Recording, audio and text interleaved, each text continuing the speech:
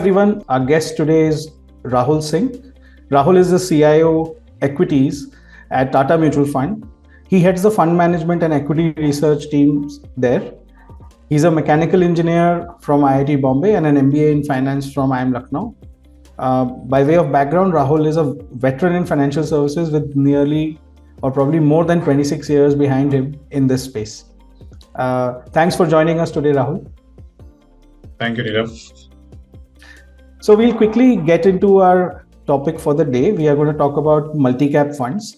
How is this multi-cap category position versus other equity mutual fund categories that are available as options to an investor? So multi-cap funds, as the name suggests, and as I had explained, because they are present in all large cap, mid cap, and small cap, they carry a little bit higher risk than, say, a large cap segment or large and mid cap segment, because you have a minimum 25% small cap also. At the same time, today, the way the economy is positioned and because the economic growth is getting broad-based, we also think that small cap and mid caps are where most opportunities lie in terms of generating alpha and generating returns. So it is in the risk-reward equation, it is a higher risk than large cap or large and mid cap, but definitely higher return potential also, given that we have a higher proportion of small cap in this category as compared to the other diversified categories. So I would say that it is for a moderately aggressive risk profile, not very aggressive, but moderately aggressive risk profile. At the same time, I think it's a category which can potentially do quite well over the next 3 to 5 years, given that Indian economy is also throwing up more opportunities across sectors, and it is no longer just a large cap focused market. Right, fair enough. And this helps you get exposure to the categories otherwise you would have to invest separately in, which is also my next question. So versus a multi-cap fund, as an investor, can I not invest in one large cap fund, one mid-cap fund, and one small cap fund and actually continue to get the same benefit? What is the difference between these two approaches?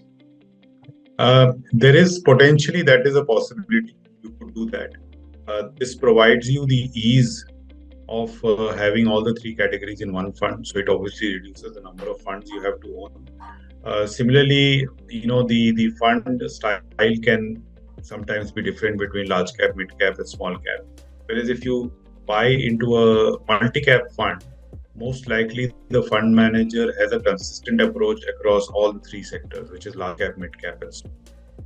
You are taking a call on just one fund house or one fund manager, rather than having to look at three different funds. So that's the only advantage I can think of. Right. Interesting point you made. If as an investor we are investing in individual schemes in each category, let's say, then it's like investing in three different fund managers effectively. So you're not doing stock selection, but you are still doing fund manager selection, which may itself involve some risk in terms of what your portfolio returns could be. Now, to the next question again around positioning in an investor's portfolio. What add to my portfolio, and does it, if I'm an investor who has a certain overweight on certain categories already in my portfolio, does it mean when I add a multi-cap fund I should look at removing one or more funds from my portfolio? Is it like a one fund with which addresses multiple needs? Yes, definitely. I think if you want to get to a good multi-cap fund, it basically removes the need to have either a large and mid-cap fund or a pure small cap fund in some senses. So you have to think about what funds do you already have, how much of large cap you have, how much of small cap you have.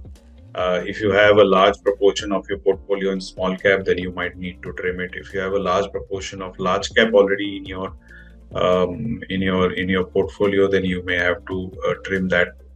So it really depends upon where your current portfolio is positioned. So this category will actually serve the need for all three, and therefore, ideally, you would want to reduce pure large cap funds or pure mid cap funds if you get into a multi cap fund. Mutual fund investments are subject to market risk. Read all scheme-related documents carefully.